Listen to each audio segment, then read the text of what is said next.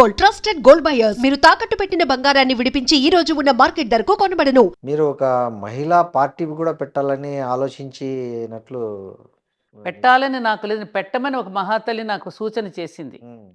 మనమే పెడదాం మహిళా పార్టీ, 30% పురుషులకే ఇద్దాం, ఎందుకు పెట్టకూడదు మీరు అని ఒక ఒక పెద్ద ఆవిడ సూచన చేసింది నాకు. ఓకే. ఎందుకన్నారంటే 30% పురుషులకి ఇద్దామంటే మనమే ఇద్దాం వాడికి. ఎప్పుడు ఇంట్లో వడ్డించేది కూడా ఈవిడే కదా, చెయ్యి మనదే కదా ఇంట్లో కూడా, అవునవును. స్త్రీదే కదండి పై చేయి. స్త్రీయే ఎప్పుడు యజమానురాలు. అవును. ఇప్పుడు ప్రస్తుతం నడుస్తున్నదంతా మాతృస్వామ్యం పితృస్వామ్యం కాదు. అవును. ఇప్పుడు తల్లులు చెప్తేనే పిల్లలు వినేటటువంటి పరిస్థితి కదండి. భర్త అయితే భార్య చెప్తేనే వింటాడు కరెక్ట్. స్నేహపూర్వకంగా. ఎస్. అంటే నేను అనేది ఏంటంటే అండి, ఏ విషయంలోనూ ఆవిడ దేనికి తక్కువ కాదని నిరూపిస్తోంది. అవును. అవునా? పురుషుడికి కూడా సమర్థవంతుడిని చేసేది కూడా స్త్రీయే కాబట్టి అన్ని పనులు నేను చేసుకొస్తున్నాను, నిన్నొక సమర్థుడిగా తయారు చేసి సమాజానికి పంపిస్తోంది స్త్రీ. అవును. సౌశీల్యం స్త్రీ అయితే సామర్థ్యం పురుషుడిదండి. ఎస్. ఈ సౌశీల్యానికి సామర్థ్యానికి కలిగే సంతానమే వివేకం. ఈ సౌశీల్యం సామర్థ్యం కలిసి వివేకం పుడుతుంది. ఇవాళ లేదుగా అది ఎస్. అవును. కదా. కాబట్టి వాడు సమర్థుడు కానప్పుడు తాను బయటికి ఇప్పుడు మీరు మీరు చూడండి, చాలామంది కుటుంబాల్లో పాపం పురుషులు కొంత నెమ్మదిగా ఉంటారు. వాళ్ళు ఆ సామర్థ్యం అంత కనపడకపోవచ్చు. ఉమ్. అప్పుడు స్త్రీ ఏం చేస్తుంది? ఆ రోల్ తను ఆ తీసుకుంటుంది. రోల్ తను తీసుకుని పడినప్పుడు, బండి నడుస్తుంటే 2 ఎద్దులు ఉంటాయి నాన్న. అవును. కుటుంబం అనే బండికి 2 ఎద్దులు. ఒక ఎద్దు వీక్ అయితే రెండో ఎద్దు నడుపుతుంది బండిని, కాదా? అవును. అలాగే సంసారంలో కూడా పురుషుడు అసమర్థుడైనప్పుడు, అనారోగ్యవంతుడైనప్పుడు, ఉమ్. పురుషుడు అసమర్థుడైనప్పుడు, అనారోగ్యవంతుడైనప్పుడు ఆ బండిని స్త్రీ నడుపుతుందా లేదా? ఎంతోమందిని చూస్తున్నానండి. మా ఇంట్లోనే ఉంది ఒక అమ్మాయి పాపం. మా ఇంట్లో మా పరిచారిక విపరీతంగా భర్త తాగి వచ్చేవాడు, నాన్నగా వచ్చేవాడు. పోతే మరి బిడ్డల్ని పోషించుకోవడానికి మరి ఆ అమ్మాయి నానా కష్టాలు పడుతోంది. అలా హాస్పిటల్స్లో చాలామంది, నేను ఈ స్వీపర్స్ని వీళ్ళని చూసి నేను ఇంటర్వ్యూ చేస్తే వాళ్ళ కష్టాలు చెప్తే, ఏం చేస్తామమ్మా, తాగొచ్చి కొడుతుంటాడు, వాడి పిల్లల్ని నేను పోషించుకోవాలి కదమ్మా, వాడు వస్తే వాడు ఇంకెవరితోనే వేసుకుపోతే నేను వచ్చి బిడ్డల కోసం ఈ పని చేస్తున్నానమ్మా అని. ఎంతమంది స్త్రీలు, వందల మంది లేరండి, వేల మంది లేరండి అలాంటి స్త్రీలు. కానీ మేడం ఈ మధ్య కొంచెం స్త్రీలే చంపడం మొదలు పెట్టారు. ఒక ట్రెండ్ కొత్తగా అనిపిస్తుంది. ఇది ముందు కూడా ఉన్నా మీకు తెలిసి? ఏమండి, అక్కడక్కడక్కడ కొన్ని సంఘటనలు జరుగుతూ ఉండొచ్చు. డ్రమ్ముల్లో కుక్కేయడము, కుక్కర్లో తప్పు, ఉడికించడం. కుక్కర్లో కుట్టే తప్పు. అట్లా పురుషులు స్త్రీలను అలా సెల్ఫీలు అలా తీసుకుంటా అలా పెద్ద నదుల్లో పెద్ద పురుషులు తోసేయడము. కూడా స్త్రీలను మంటల్లోకి తోసేసి చంపేసిన పురుషులు ఉన్నారు. ఉన్నారు. అవును. స్త్రీలు ఉమ్. ఈ మధ్య కాలంలో మనం వింటున్నాం. ఉమ్. ఆ కాలంలో ఉందో లేదో అనేటువంటి మనకు తెలియదు, అరుదుగా విన్నాం. ఇప్పుడు ఎందుకు తెలుస్తున్నాయి అంటే, మీడియా చాలా ఎక్కువైపోయింది. ప్రతివాడు తన సొంత ఛానల్ పెట్టుకోవడం అనేది అలవాటు పడిపోయాడు. ఎవడికి వాడే చేతిలో ఉంది తీసేసి పెట్టేస్తున్నాడు. ఇవన్నీ కూడా తాను ఇంకా భరించలేనటువంటి పరిస్థితిలో వచ్చినప్పుడు, చట్టం కూడా దానికి సహకరించనప్పుడు, ఎవరో తనకి ఏ రకమైనటువంటి సహకారం తాను అందించినప్పుడు, ఒక ఫ్రస్ట్రేషన్లో కొన్ని జరుగుతూ ఉంటాయి. ఆలోచించండి మీరు.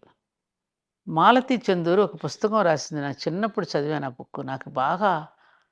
నాకు ఆ పుస్తకం ఎంత ఉపయోగపడిందంటే, ఆలోచించు అని బుక్ రాసింది. ఉమ్. అవతలివాడు ఏ పరిస్థితిలో ఆ తప్పు చేసి ఉంటాడు అని, అవతలివాడి స్థితిలో కూడా నువ్వు నిలబడి చూడు, ఆలోచించు అని చెప్పింది. ఆ పాయింట్ నా మైండ్లో బాగా పడిపోయింది. ఓకే. ఆ పరిస్థితులు రావడానికి కారణాలను మూలాన్ని వెతకం మనం. ఆ మూలాన్ని బాగు చేయడానికి మనం ప్రయత్నం చెయ్యం. ఎందుకు జరుగుతున్నాయి అలాంటివి? ఇవాళ సమాజంలో ఇంత అవినీతి పెరిగిపోవడానికి కారణం ఏమిటి? అసలు మోరల్ సైన్స్ అనేది అసలు ఎందుకు తీసేశారు? గవర్నమెంట్ అంటే ఎందుకు గవర్నమెంట్ సమాధానం చెప్పడం లేదు? చెప్పండి మీరు. ఇప్పుడు ఎడ్యుకేషన్ సిస్టంలో అవును. మనకి కంపల్సరీగా మోరల్ సైన్స్ అనేటటువంటిది కంపల్సరీ అండి. అవసరం. అవును. మరి అది ఎందుకు తీసేశారు? ఎందుకు పెట్టడం లేదు ఇప్పటికీ కూడా? మరి హత్యలు చేయరా? దోపిడీలు చేయరా? రోజు పిల్లలకి మీరు ఇన్ని దుకాణాలు తెరిచి దాని మీద ఆదాయం సంపాదించుకుంటున్నాం అంటున్నారే, మరి ఆ పిల్లలందరూ అట్లాంటి తాగేసేసి, తందనాలు ఆడేసేసి, ఆ మైకంలో, ఆ మత్తులో భార్యని చంపుతాడు, బిడ్డల్ని చంపుతాడు, తనని తాను కూడా చంపుకుంటాడే. ఇది తెలీదా? ఆ స్థితిలో ఉన్నవాడు ఎలా ప్రవర్తిస్తాడో, జోదం ఆడేవాడు ఎటువంటి పరిస్థితిలో ఉంటాడో కూడా నువ్వు ధర్మరాజు కథను చూసావు కదా. అవును. ఆ జోదం అనే మైకంలో పడి తన భార్యనే పణంగా పెట్టేశాడే. మరి ఇవన్నీ మనకు తెలిసిన కథలేగా మనం చూస్తున్నాం కదా సమాజంలో. మరి వాటిని ఏం సరి చేసుకుంటున్నాం మనం? అవును. ఇది సమాజ శ్రేయస్సును కోరుకోవడమా? సమాజాన్ని భ్రష్టు పట్టించేసి వాళ్ళ మీద మనం పేలాలు ఏరుకోవడమా? ఆలోచించండి మీరు. అవును. నేను సామాన్య మహిళగా ఒక జర్నలిస్ట్‌ని అడుగుతున్నానని అనుకోండి మీరు. మీరేం చెప్తారు దీనికి? కరెక్ట్ కాదని చెప్తా నేను. మరి ఎవరు కట్టాలి దీనికి? అదే మీరు రోజు మీరన్నట్లు చూస్తున్నారండి అవును. సమాజాన్ని సంస్కరించడానికి కలిసిన చర్యలు మీకేం కనిపిస్తున్నాయి? ఏమీ లేవు. అన్నీ చెడగొట్టే ప్రయత్నాలు ఎక్కువ అదే కదా! జరుగుతున్నాయి. సోషల్ మీడియా, నువ్వొక సినిమా మొబైలు. చూసినా, అవును. ఒక మొబైల్ చేత పట్టుకున్నా, అవును. ఏది పట్టుకున్నా మనకి సమాజాన్ని భ్రష్టు పట్టించేదే ఎక్కువ కనపడుతోంది తప్ప, సమాజాన్ని బాగు చేయడానికి మాలాంటి కొన్ని సంస్థలు కృషి చేస్తున్నాయి. చాలా చేస్తున్నాయి. అదెంత సరిపోతుంది? సరిపోదు. ఇదేమి ఇంత పెరిగిపోతుంది. ఇదెంత దానికి దీనికి ఇప్పుడు ఆహ్, రాక్షసుల యొక్క శక్తి బాగా పెరిగిపోయినప్పుడు, దేవతలకు కూడా శక్తి తరిగిపోయినప్పుడు ఏమీ చేయలేని నిస్సహాయ స్థితిలో పడి, విష్ణుమూర్తిని మొరపెట్టుకున్నారనే గాథలు మనం చదివాం. అవును. అది నడుస్తోందిగా. అవును. అది నడుస్తోందిగా. చివరికి బాబు ఇక మా వల్ల ఏం కాదు నువ్వే దిగిరావయ్యా యదా యదా హి ధర్మస్య గ్లానిర్భవతి భారత చదువుకున్నాంగా. ఇంకెప్పుడు దిగి వస్తావయ్యా అని ఎదురు చూసే పరిస్థితిలో ఉన్నాం మేము. వస్తాడంటారా? ఆ! వస్తాడంటారా? అయ్యో! తప్పకుండా. హ్మ్. తప్పకుండానండి. ఆల్రెడీ కొంత నేచర్ స్టార్ట్ చేసింది. మీరు గమనిస్తున్నారో లేదో నేను గమనిస్తున్నా. ఆల్రెడీ నేచర్ స్టార్ట్ చేసింది. వాడు ఎంతటి వాడైనా, హ్మ్. వాడు ఎన్ని కోట్లు సంపాదించినా, ఎంత అధికారంలో ఉన్నా, వాడు ఎంత గొప్పవాడైనా, వాడు చీఫ్ జస్టిస్ అవనివ్వండి, ప్రైమ్ మినిస్టర్ అవనివ్వండి, చీఫ్ మినిస్టర్ అవనండి, ఎవరైనా అవనండి, వాడి కర్మఫలాన్ని వాడు అనుభవించవలసిందే. హ్మ్. నేనైనా, మీరైనా, ఎవరమైనా, అవును. ఎవరమైనా అది దేవతలే చెప్పారు గదా! దేవతలమైనటువంటి మేము కూడా కాలానికి వశమే. కాలపురుషుడి చేతిలోనే ఉన్నాం. టై time is the healing balm. కాలమే పరిష్కరిస్తుంది, కాలమే పరిష్కరిస్తుంది అని దేవతలు వాళ్ళే అన్నారుగా. మేము కూడా దానికి అతీతులం కాదని దేవుళ్ళే. మరి మనం ఎంతండి? ఈ ఆడవాళ్ళ వస్త్రధారణ మీద గూడా ఈ మధ్య కొంచెం బాగా చర్చ జరిగింది. మీరు ఒక వుమెన్‌గా మీరు ఏంటి దేన్ని కరెక్ట్ అంటారు? అంటే మహిళలకు సంబంధించి కట్టు, బొట్టు అనేటివి పురుషులు నిర్దేశించేటివా? లేదా స్త్రీ తనకు తానుగా ఏది తనకు నచ్చినట్లు తను ఉండడమా? పురుషులెప్పుడూ కూడా ఎవరిని దేని మీద నిర్దేశించలేదండి. హ్మ్. మనకి కొన్ని నియమాలని ఋషులు నిర్దేశించి చెప్పారు. హ్మ్. ఋషులు పురుషులే గదా! అంటారు అట్లా. ఋషికలు కూడా ఉన్నారుగా. ఉన్నారు. అక్కడ స్త్రీ పురుష భేదం ఉండదు. అవును. ప్రకృతి పురుషులు అంటే హ్మ్. పురుషుడు అంటే అక్కడ ఏమిటని అర్థం అంటే మానవులు అని అర్థం. అలాగే ఋషులు అంటే ఏమిటంటే మరి వాళ్ళకేముంది ఒక అంగవస్త్రమేగా అలా అనుకుంటే నువ్వు అవును. చూస్తే అవును. ఆచ్ఛాదన కూడా ఉండేది కాదుగా.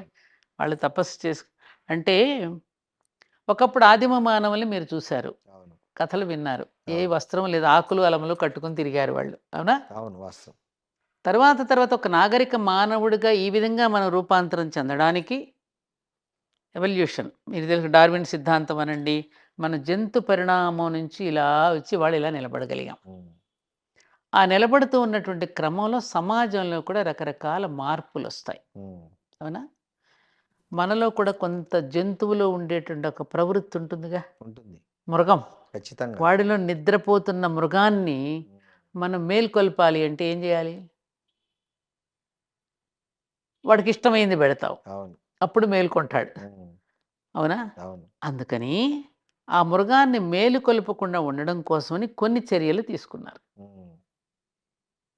ఆ చర్యలు ఎలా ఉండాలంటే మనం ఆహారం, నియమాలు, ఆహారం అండ్ ఆహార్యం. ఆహార్యం అంటే బట్టలు, వస్త్రాలు. అవును. ఏ వస్త్రాలు కట్టుకుంటే ఎలా ధరిస్తే వాడు ఆరోగ్యంగా ఉంటాడు, సమాజం కూడా ఆరోగ్యంగా ఉంటుంది. హ్మ్. వ్యక్తి, సమాజం అవును. కదా! అవును. ఈ రెండింటిని గురించి కదా ఆలోచించింది. హ్మ్. వ్యక్తి నిర్మాణమే సమాజ నిర్మాణం కదా యెస్. నాన్న. అవును. ఈ వ్యక్తి బయటికి ఉంటాడు కదా! సోషల్ బీయింగ్ మనం. అవును. ఆ బయటికి వెళ్ళినప్పుడు ఎలా ఉండాలనే దానికి వాళ్ళు ఒక చక్కని రచన చేసి మనకు అందించారు. హ్మ్. ఎవరు? అనుభవజ్ఞులైనటువంటి పూర్వీకులు, మహానుభావులు అంటే అనుభవం గడించినటువంటి వాళ్ళు. హ్మ్. వాళ్ళ యొక్క సూచన మేరకు మనం ధరించటం అనేది అనూచానంగా మనకు ఒక గొప్ప సంప్రదాయంగా వస్తుంది. ఆ సంప్రదాయాన్ని గనుక అనుసరిస్తే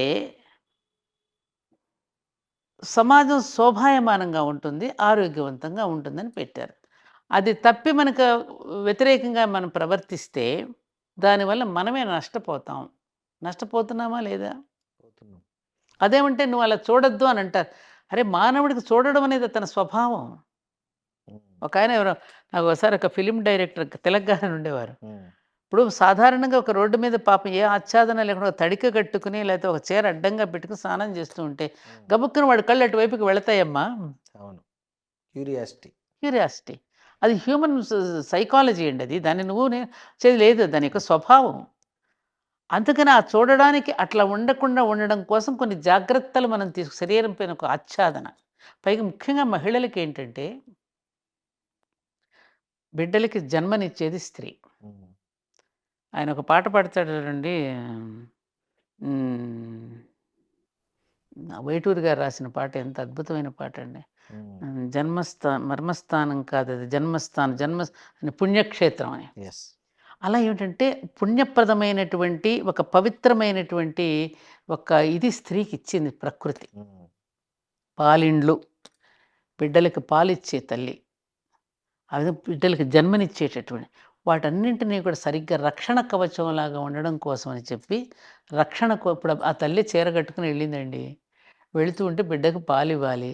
ఆ కొంగు చాటును బిడ్డకు పాలు ఇచ్చుకుంటుంది. ఆ చీరతోనే ఏదో ముడేసుకుని పట్టుకొచ్చుకుంటుంది. ఆ చీరని మళ్ళీ చెట్టుకు ఒక ఉయ్యాల కట్టుకుని బిడ్డను ఊపుకొని పాడుకుంటుంది. చలేస్తే మళ్ళీ ఇట్లా పెట్టి దుప్పటిగా కప్పుకుని ఆచ్ఛాదనిస్తుంది, తను రక్షించుకుంటుంది. ఇలా మన వస్త్రధారణల వ్యవహారంలో ఇన్ని రకాలుగా ఆలోచన చేసి దుఃఖం వస్తే దీన్ని కంటితో కన్నీటి తుడుచుకుంటుంది.